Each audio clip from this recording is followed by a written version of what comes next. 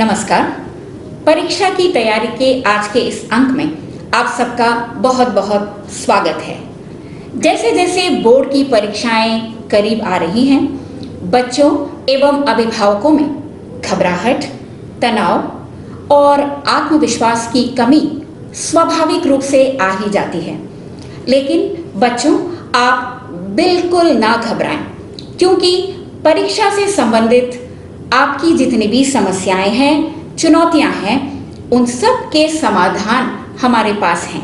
तभी तो शिक्षा विभाग आपके लिए लाया है परीक्षा की तैयारी कार्यक्रम, जिसके अंतर्गत विभिन्न विषयों के सब्जेक्ट एक्सपर्ट्स आपको बताएंगे कि किस तरह छोटी छोटी बातों का ध्यान रखते हुए और थोड़ी सी मेहनत के साथ आप अच्छे अंकों से उत्तीर्ण हो सकते हैं।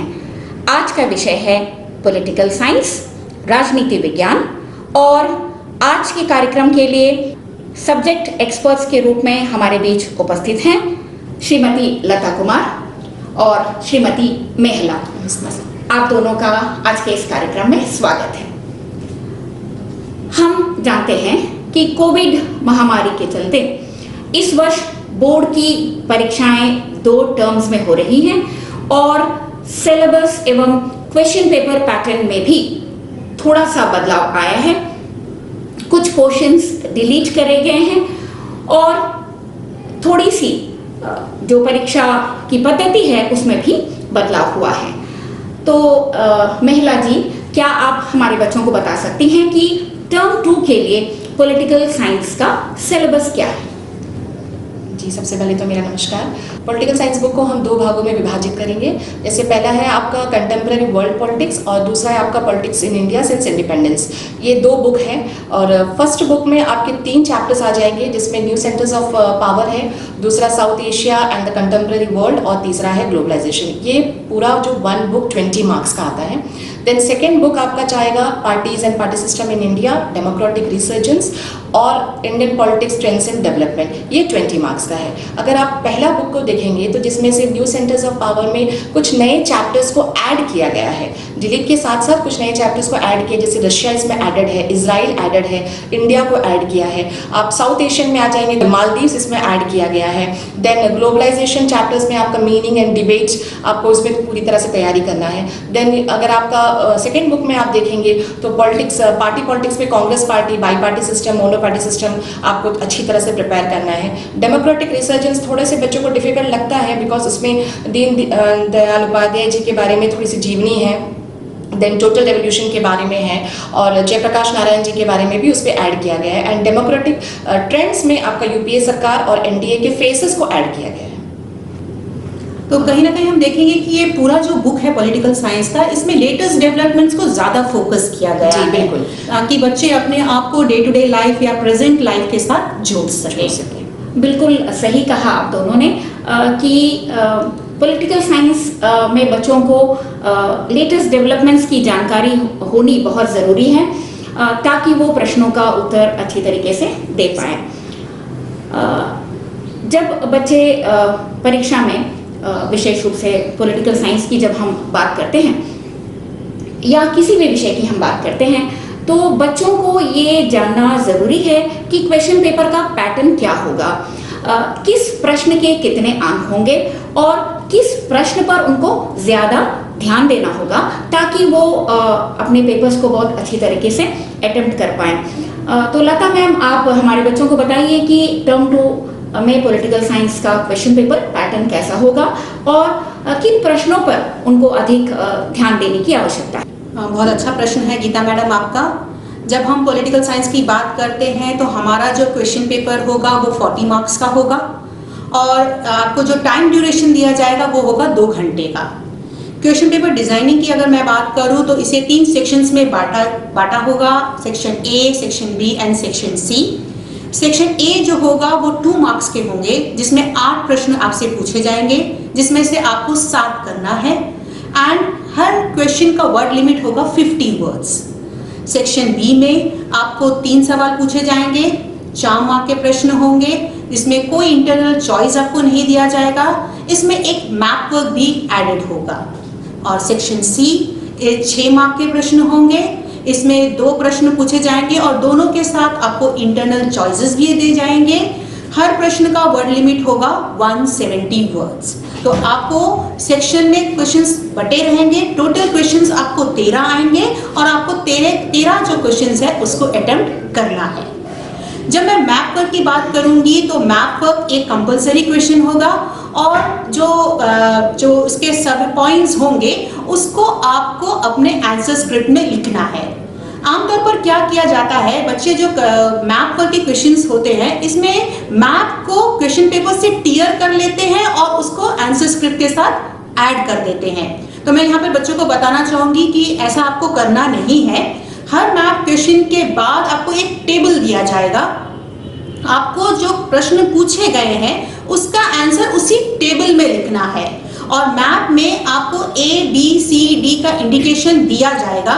तो आप सिर्फ क्रम संख्या लिखिए, आपको जो पूछा गया है अल्फाबेट है जो उसको आप भरिए एंड जो अल्फाबेट के साथ जो स्टेट मैच करता है जो आपको मैप में इंगित करना है उसको आपको लिखना है। सो आपका जो टोटल क्वेश्चन पेपर होगा वो इसी तरह से बना होगा और जैसे मैंने बताया कि आपका जो ड्यूरेशन है 2 घंटे का, तो आप अगर वर्ड लिमिट को फॉलो करेंगे तो आराम से आपका पेपर 2 घंटे में खत्म हो जाएगा। और इसमें ये भी है कि कार्टून बेस्ड क्वेश्चंस में भी ज़्यादातर इंपॉर्टेंस दिया जाता है। इस बार सैम्पल पेपर में कार्टून बेस्ड क्वेश्चंस नहीं दिए गए, लेकिन कार्टून बेस्ड क्वेश्चंस को ज़्यादा इंपॉर्टेंस देना पड़ता है।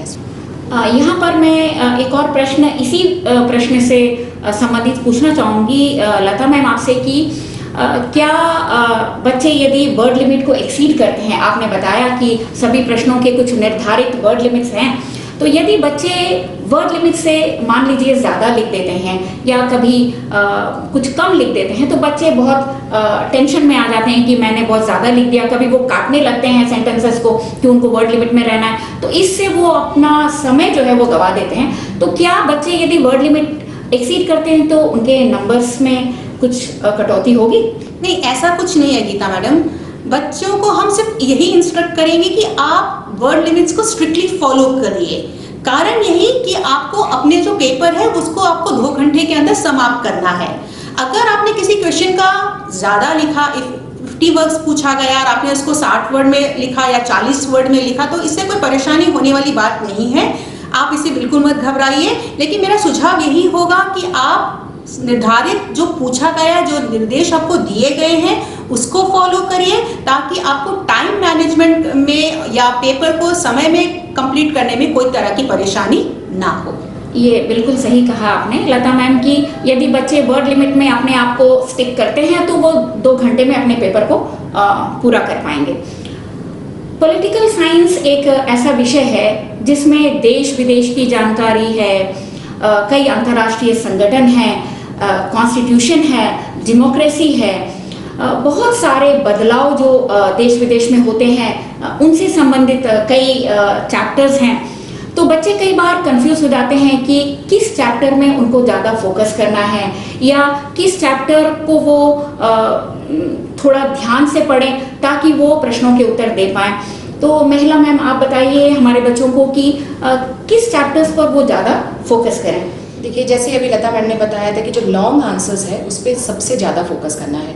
तो इसमें जो न्यू सेंटर्स ऑफ पावर है इसमें कुछ न्यू एडेड सिलेबस, जैसे रशिया, इजराइल और इंडिया, ये न्यूली एडेड है। तो ये 1 मार्क्स का क्वेश्चन है, इसमें 2 मार्क्स क्वेश्चन भी आ सकते हैं, साथ में आपका 6 मार्क्स के क्वेश्चन भी आ सकते हैं। तो इस पर आपको सबसे ज़्यादा फोकस करना है। और सेकेंडली आपका जो लास्ट चैप्टर है, लास्ट चैप्टर में आपका ट्रेंड इन पॉलिटिक्स में, जिसमें यूपीए सरकार के बारे में दिया गया है, एनडीए के बारे में, उनके फेसेस के बारे में, उनके नए नए जो अभी जो रूल्स है, रेगुलेशंस है उनके बारे में, उनके डेवलपमेंट्स के बारे में है, उस फेसेस पर भी आपको सबसे ज्यादा ध्यान देना है, जो कि 1 मार्क क्वेश्चंस में आते हैं। 1 मार्क्स का टोटल है जो 6 और 2 के बेस में डिवाइड होता है। वैसे अगर देखा जाएगा तो पॉलिटिकल साइंस का हर एक चैप्टर अपने आप पे इम्पोर्टेंट है। तो बच्चे अगर हर चैप्टर पर कॉन्सेंट्रेट करें तो उनके लिए मार्क्स स्कोर करना बहुत ईजी हो जाएगा। हाँ, जैसे महिला मैडम ने बताया कि 2 चैप्टर्स क्वाइट इम्पॉर्टेंट है क्योंकि उसमें 8 मार्क्स बच्चों को अगर मिलते हैं, अगर वो उसको पूरी तरह से प्रिपेयर करते हैं या पूरी तरह से उसे अटेम्प्ट करते हैं। लेकिन ऐसा नहीं होना चाहिए कि इन्होंने सिर्फ ये 2 चैप्टर्स पे ज़्यादा फोकस किया और बाकी सब चैप्टर्स को इग्नोर कर दिया। तो मेरा सजेशन आपसे यही रहेगा कि हर चैप्टर को आप प्रिपेयर करिए और थॉरोली उसको अंडरस्टैंडिंग के साथ पढ़ने की कोशिश करिए। बिल्कुल बच्चे सभी चैप्टर्स को ध्यान से पढ़ें और जैसे आप लोगों ने बताया कि जिस प्रश्न में ज़्यादा अंक हैं हो सकता है उसे थोड़ा सा और ध्यान से पढ़ने की आवश्यकता है या तैयारी करने की आवश्यकता है। मेरा मानना है कि पॉलिटिकल साइंस एक ऐसा सब्जेक्ट है जिसमें बच्चों को करंट अफेयर्स की जानकारी रखना बहुत ज़रूरी है। न्यूज़ या समाचार लगातार देखना, न्यूज़पेपर्स पढ़ना, ताकि वो लेटेस्ट डेवलपमेंट्स की जानकारी रख सकें और प्रश्नों का उत्तर जब वो दे रहे हैं तो उन प्रश्नों को या उन कॉन्सेप्ट्स को वो करंट डेवलपमेंट्स के साथ जोड़ सकें और इससे उनके आंसर्स क्रिएटिव हो जाएंगे और शायद वो बहुत अच्छे अंक भी स्कोर कर पाएंगे। तो लता मैम, आप हमारे बच्चों को बताइए कि किन तरीकों को वो अपनाएं या किन स्ट्रैटेजीज को वो अपनाएं और पढ़ाई करें जिससे कि वो अपने आंसर्स को बहुत क्रिएटिव बना सकें और करंट जो डेवलपमेंट्स है उसके साथ उसे जोड़ सकें। जैसे कि बच्चों को न्यूज़पेपर रीडिंग का हैबिट होना बहुत ज़रूरी है, क्योंकि बहुत सारे ऐसे क्वेश्चंस आएंगे जो लेटेस्ट डेवलपमेंट के ऊपर पूछा जाएगा। तो यहाँ पर अगर आप उसको लेटेस्ट ट्रेंड्स एंड डेवलपमेंट्स के साथ कोरिलेट करोगे तो मुझे आशा है कि आपके अंक बहुत अच्छे आने वाले हैं। दूसरी बात, अगर हम सोर्सेस की करते हैं तो टेक्स्ट बुक एक ऐसा सोर्स है जो हर बच्चे के लिए एक वरदान के तरह काम करता है। इससे अच्छा सोर्स और इससे अच्छा आपको मटेरियल शायद ही कहीं पर मिलेगा। तो टेक्स्ट बुक बच्चों के पास होना या इसके कंटेंट्स बच्चों के पास होना बहुत ज़रूरी है। अगर आप एग्जाम्स के लिए तैयार कर रहे हैं तो आपको हर एक पन्ना अच्छे से पढ़ना है, समझना है और कोशिश करिए कि आप उसमें अपने आप को पूरी तरह से इन्वॉल्व कर लें ताकि आपको हर एक कंटेंट के बारे में जानकारी प्राप्त हो जाए। दूसरा जो मैं कहना चाहूँगी, आप अभी देखोगे कि YouTube चैनल्स हो गए या बहुत सारे ऐसे चैनल्स हैं जहाँ पर आपको सब्जेक्ट कंटेंट बहुत कुछ मिल जाता है, तो आप उसे भी देख सकते हो।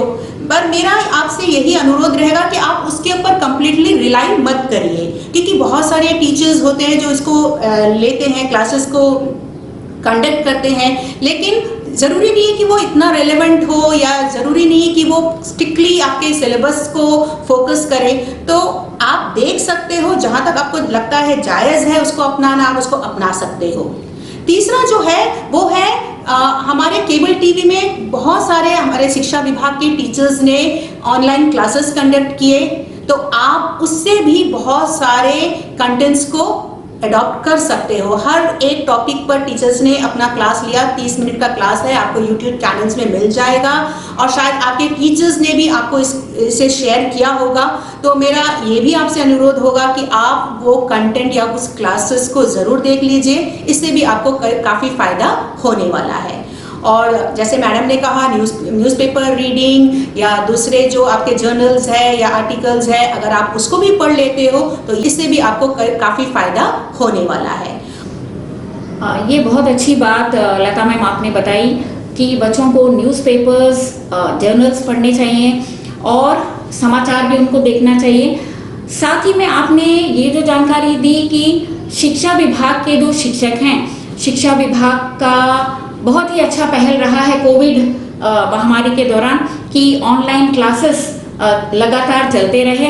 अभी भी क्लासेस जो है हमारे केबल टीवी पर, दूरदर्शन और यूट्यूब चैनल्स में, जो शिक्षा विभाग का यूट्यूब चैनल्स है उसमें उपलब्ध हैं।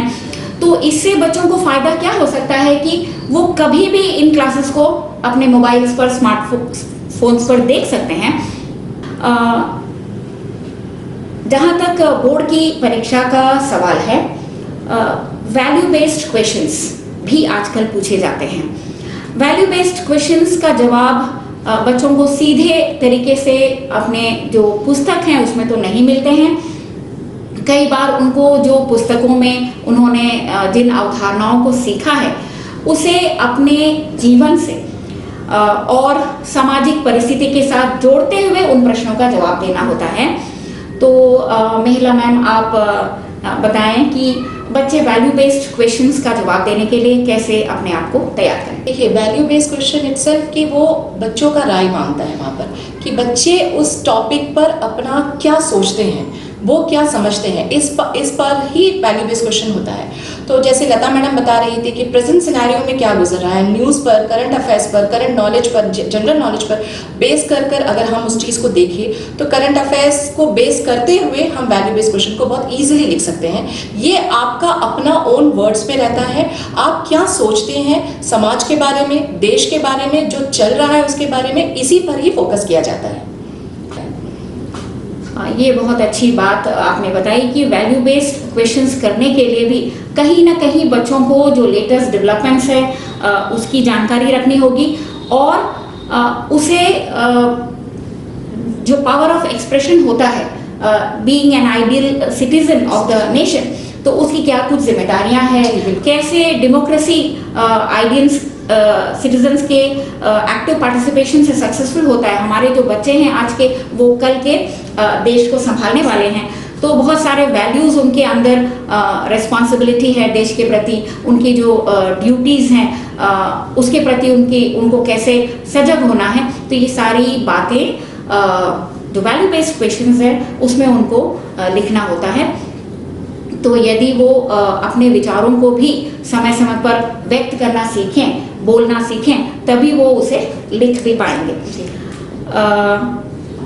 आज एक और महत्वपूर्ण प्रश्न पर अब हम आगे बढ़ते हैं कि कई बार ऐसा होता है कि बच्चे जब बोर्ड की परीक्षा दे रहे होते हैं तो उनकी शिकायत होती है कि उन्हें समय नहीं मिला, कि या तो वो कहेंगे कि पेपर बहुत लेंदी था, या तो वो कहेंगे कि मैंने सोचा कि इस प्रश्न को मैं लास्ट में सॉल्व करूंगा या करूंगी, तो लेकिन मुझे समय नहीं मिल पाया। तो कई बार ऐसा होता है कि बच्चे 2 या 4 प्रश्न छोड़ देते हैं और जिसके वजह से या तो उनको बहुत टेंशन हो जाता है कि उन्हें अंक नहीं प्राप्त होंगे, उनके अंक कम हो जाएंगे।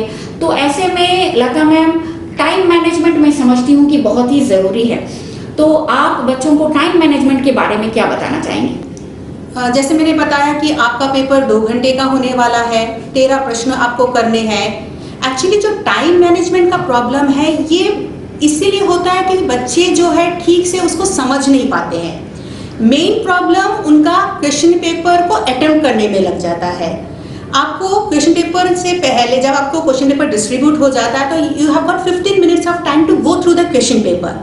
तो आपका जो वो टाइम दिया जाता है, मेरा रिक्वेस्ट आपसे यही होगा कि आप हर क्वेश्चंस को पढ़ लीजिए, समझ लीजिए, आपके दिमाग में आप एक जनरल इमेज क्रिएट कर लीजिए कि आपको क्या लिखना है, कौन सा क्वेश्चन आपको पहले करना है, किस क्वेश्चन को आप पहले अटेम्प्ट करोगे, अगर आप अटेम्प्ट करते भी हो तो आपको इसमें क्या लिखना है। एक जनरल आइडिया अगर आपने पहले ही अपने दिमाग में बैठा लिया है या बना लिया है तो जब आप लिखने जाओगे तो आपको ज़्यादा टाइम उसमें गंवाने की ज़रूरत नहीं पड़ेगी।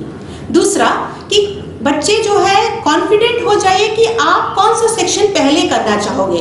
ये मैंडेटरी नहीं है कि आपको सेक्शन ए से ही शुरू करना है। अगर आपको लगता है कि आप सेक्शन सी पहले करना चाहते हो या बी पहले करना चाहते हो तो आप वहां से शुरू करिए और उसके बाद you skip to another section. तीसरी जो गलती बच्चे करते हैं वो ये होता है कि 2 मार्क का क्वेश्चन जहां पर आपको 50 वर्ड पूछा गया है, that is a limit of 50 words, but you keep on writing. कभी लगता है कि मुझे बहुत आता है तो मैं इसको 4 पेज में क्यों ना लिख लूं, मैं इसे 2 पेज में क्यों ना लिख लूं। तो ये गलती बच्चे मत करिएगा। अगर आपका 50 वर्ड का आंसर 60 या 65 तक भी जाता है तो ये एक बड़ी इशू नहीं है, लेकिन अगर आप उसको लिखते ही चले जाओगे तो आप जरूर टाइम शॉर्टेज का जो प्रॉब्लम है इसको फेस करोगे। दूसरी एक बहुत महत्वपूर्ण बात बच्चों मैं आपके साथ यहाँ पे साझा करूंगी। हमने देखा है कि बच्चे जो है आंसर्स को रिपीट करते हैं। उनको ये लगता है कि मुझे ये आंसर बहुत अच्छे से पता है तो मैंने इसको पहले लिख लिया, एंड अगेन 3-4 पेजेस के बाद वो उस आंसर को रिपीट करते हैं ये सोचकर कि उन्हें यहाँ पर भी अंक मिलेगा और वहां पर भी अंक मिलेगा। तो शायद बच्चों में ये अवेयरनेस नहीं है कि जब सीबीएसई ये आंसर स्क्रिप्ट इवैल्यूएशन के लिए भेजता है तो that is been attached with a score sheet, और जब इवैल्यूएटर उस पेपर को साइन करता है तो सपोज आपने नंबर 1 फर्स्ट क्वेश्चन के आंसर लिखे, आपका आंसर सही था, उसमें आपको 2 मार्क मिल गए, तो that 2 mark is been entered in your score sheet. तो बाद में जब इवैल्यूएटर देखता है कि आपने उस आंसर को कहीं और भी लिखा है, तो they come to know that it is been repeated. तो आपका जो मेहनत आपने किया है, आपने जो चालाकी की है कि मुझे वहां पर भी मार्क मिलेगा, तो वो मिलने से रहा। तो आप ऐसी गलती मत करिएगा। मेरा आपसे अनुरोध है कि जो क्वेश्चन आपको पता है, आपको लगता है कि आपने लिख लिया, उसमें दोबारा उस क्वेश्चन को लिखने में अपना टाइम आप मत गवाइए। और सबसे महत्वपूर्ण बात यह है कि आप बहुत आराम से, आपके पास काफी समय है, 2 घंटे का समय 13 क्वेश्चन के लिए काफी है। मैथ वर्क जब करोगे तो आप बड़े केयरफुली उसे पहले पेंसिल से करिए या फिर उसको बाद में पेन से करिए। डिटेल में लिखने की आपको कोई ज़रूरत नहीं है। जहां पर आपको डिटेल में पूछा गया है वहां पर लिखिए। और अगर आप इन छोटे छोटे टिप्स को फॉलो करेंगे तो मुझे नहीं लगता कि आपका पेपर जो है 2 घंटे में समाप्त ही हो जाएगा। अपार्ट फ्रॉम दैट आपके पास रिवीजन के लिए भी बहुत समय मिलेगा, जो मुझे लगता है बहुत जरूरी है।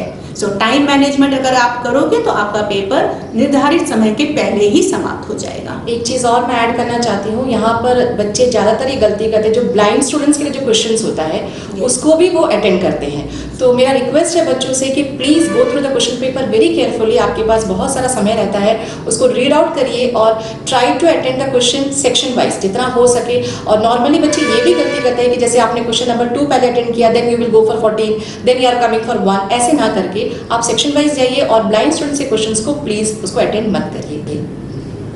ये बहुत अच्छी बात है। टाइम मैनेज कैसा करें और जो वो छोटी छोटी गलतियां करते हैं उसे यदि वो अवॉइड करें तो वो 2 घंटे में सारे प्रश्नों का उत्तर दे पाएंगे।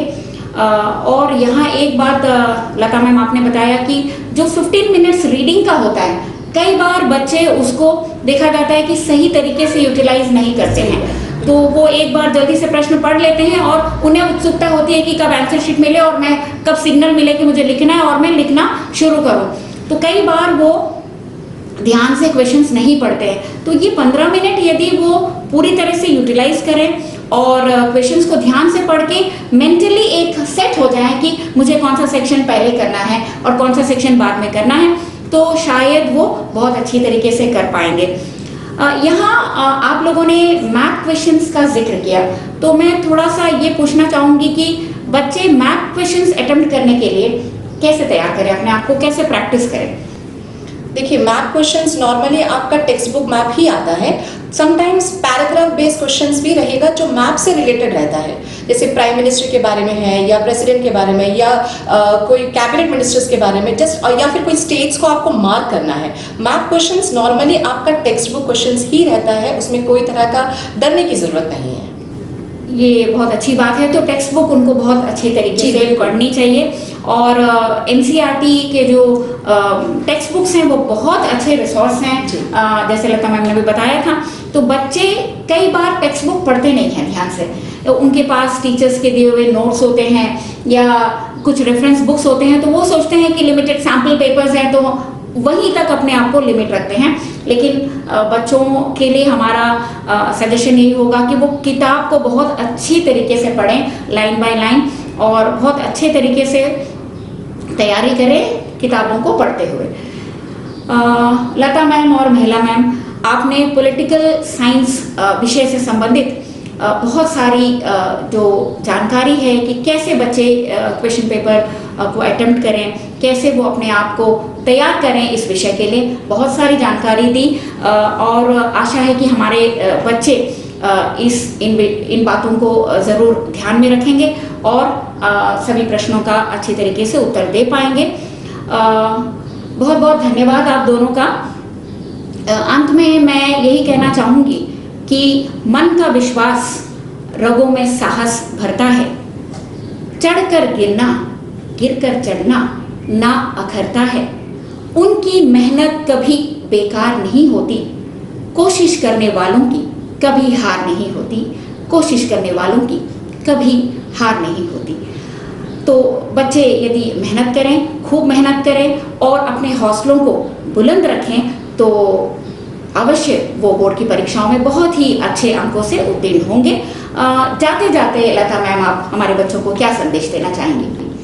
बच्चों मैं सिर्फ इतना ही कहना चाहूँगी कि एग्ज़ाम्स आपके 24 मई को होने वाले हैं, 24 मई 2022। आपके पास समय ज़्यादा नहीं है, तो प्लीज़ अपने सिलेबस को अच्छी तरह से समझ लीजिए, रिसोर्सेज को पता कर लीजिए कि कहाँ से आपको पढ़ना है और कितना पढ़ना है। दूसरा जो है, आप सुपर पॉजिटिव हो जाइए कि संभव है, मैं कर लूँगा, ये मुश्किल नहीं है मेरे लिए। तो पुरानी सारी बातों को पीछे छोड़ दीजिए और अपने आप को पॉजिटिविटी की ओर आगे बढ़ाइए और अपने अंदर में वो उत्साह लाइए कि मैं कर लूँगा और मुझसे अच्छा कोई और नहीं कर सकता है।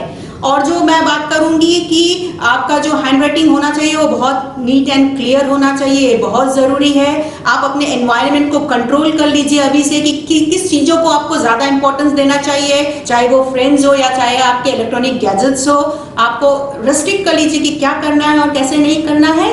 और बस सिर्फ मैं इतना ही करूंगी कि as we all believe, practice makes a man perfect, so keep practicing, all the very best. Our best wishes are with you. हाँ महिला मैम, आप हमारे बच्चों को क्या संदेश देना चाहेंगी? जी, जैसे मैडम ने कहा था कि प्रैक्टिस मेक्स मैन परफेक्ट। आप जितना हो सके क्वेश्चन पेपर सॉल्व करिए।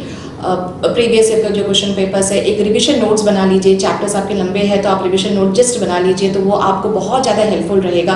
पॉलिटिकल साइंस सब्जेक्ट एक मार्क्स स्कोरिंग सब्जेक्ट है जो आपके परसेंटेज को बहुत हाई करता है। आप बहुत इंटरेस्ट लेके पढ़ेंगे तो आपको वर्ल्ड पॉलिटिक्स के बारे में बहुत नॉलेज मिलेगा, पढ़ने के लिए भी मिलेगा, साथ में बहुत इंटरेस्टिंग है।